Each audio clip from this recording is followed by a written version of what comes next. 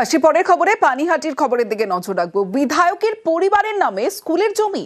পানিহাটির বিধায়কের বিরুদ্ধে অভিযোগ বিজেপির। পানিহাটিতে বিশেষভাবে সক্ষমদের জন্য বিধানচন্দ্র রায় স্কুল। অভিযোগ বিধায়কের পরিবারের নামে স্কুলের জমি।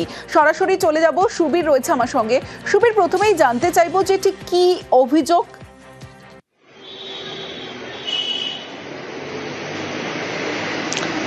দেখো, বিজেপির তরফ থেকে একদম কাগজ নথি দিয়ে কিন্তু পরিষ্কারভাবে তারা অভিযোগ করেছেন যে ঐতিহ্যবাহী পানিহাটির প্রতিবন্ধী বিধানচন্দ্র রায় প্রতিবন্ধী যে স্কুল, সেই স্কুল কিন্তু পানিহাটির বিধায়ক নির্মল ঘোষ তার এবং তার পরিবারের নামে কিন্তু মিউটেশন করে ফেলেছেন, এমনটাই কিন্তু অভিযোগ।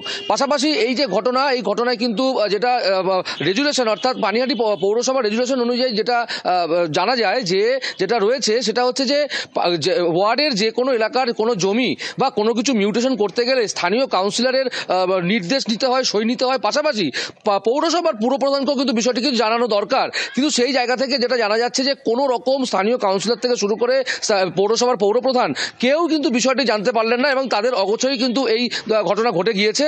এবং এই নিয়ে কিন্তু স্থানীয় কাউন্সিলর যেমন বলেছেন তিনি বিষয়টি জানতে পারেননি। এবং এই খবর পাওয়ার পর পানিহাটি পৌরসভার পৌরপ্রধান কিন্তু পৌরসভার যিনি এক্সিকিউটিভ অফিসার রয়েছেন তার কাছে কিন্তু কৈফিয়ত তলব করেছেন যে কিভাবে পৌরপ্রধানকে না জানিয়ে এই মিউটেশন করা হলো। কিন্তু বিধায়ক নির্মল ঘোষ পরিষ্কারভাবে জানিয়েছেন যে বাম ফ্রন্ট আমলে এই জমির মিউটেশন করা হয়েছিল এবং সোসাইটির নামে জমি রয়েছে, সেই জায়গা থেকে 3 বছর আগে এই মিউটেশন করা হয়েছে। সেই জায়গা থেকে দাঁড়িয়ে কিন্তু এই যে ঘটনা অর্থাৎ মিউটেশন করা হয়ে গেল জমির বিধায়ক এবং তার পরিবারের নামে, এই নিয়ে যেমন সরব হয়েছে বিজেপি, পাশাপাশি এই গোটা ঘটনায় কিন্তু কৈফিয়ত তলব করেছেন খোদ পানিহাটি পৌরসভার পৌরপ্রধান সোমনাথ দে। বেশ, প্রথমে অভিযোগ শুনি। আপনি সম্পূর্ণ লাইব্রেরি গ্রন্থাগারটাকে ভেঙে মাটিতে মিশিয়ে দিয়ে চলছে। পৌর প্রধানকেও আমি দায়িত্ব নিয়ে বলছি, সম্পূর্ণ অন্ধকারে রেখে 13 তারিখ মিউটেশনের পেপার বার করেন, সেনবাড়ির মিউটেশনের কপি বার করেন। আপনার মেয়ে বড় কন্যা ছন্দা ঘোষের নাম তাহলে জমির রেজিস্ট্রেশনে কি করে এলো? আপনার প্রয়াত ভাই স্বপন ঘোষ তার নামে কি করে জমিটা রেজিস্ট্রি হলো নির্মল বাবু? কারণ সবটাই নয় আপনার ভাই, নয় আপনার মেয়ে, নয় আপনার মনোনীত অন্য কেউ। বিধায়কের পরিবারের নামে স্কুলের জমির অভিযোগে তুঙ্গে তরজা। বিজেপির অভিযোগ অস্বীকার করেছেন নির্মল ঘোষ। তার দাবি 2005-এ সোসাইটির নামে জমির রেজিস্ট্রেশন হয়, 2023-এ স্কুলের জমির মিউটেশন। বিজেপির বিরুদ্ধে অপপ্রচারের অভিযোগ পানিহাটির বিধায়ক নির্মল ঘোষের।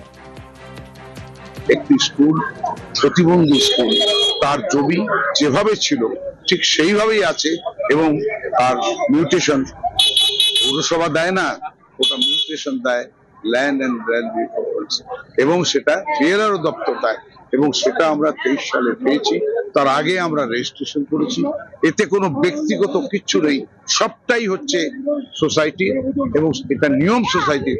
একজন থাকতে আমি সভাপতি হিসেবে আছি।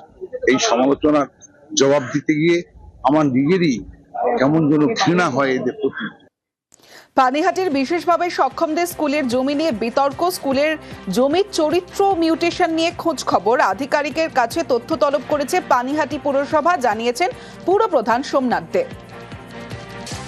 আমরা এটা পেয়েছি একটা কাগজ, আমি শুক্রবার মিউটেশন হয়েছে, আমি শনিবার জানতে পেরেছি আপনাদের সাংবাদিকদের মাধ্যমে। আমি জেনে সঙ্গে সঙ্গে আমার মিউটেশন ডিপার্টমেন্টে যিনি আছেন সমীর গাঙ্গুলি এবং মৃন্ময় দে এবং এক্সিকিউটিভ অফিসার যেহেতু নোডাল, তাকে আমি জানতে চেয়েছি কি ঘটনাটা ঘটেছে তার ডিটেলসটা, এবং আমি অলরেডি একটা তাদের নামে চিঠি ইস্যু করেছি যে আমাকে লিখিতভাবে জানানো হোক এই হোল্ডিং নাম্বারে কি ঘটনা আছে বা কি হয়েছে তার ডিটেলসটা আমাকে।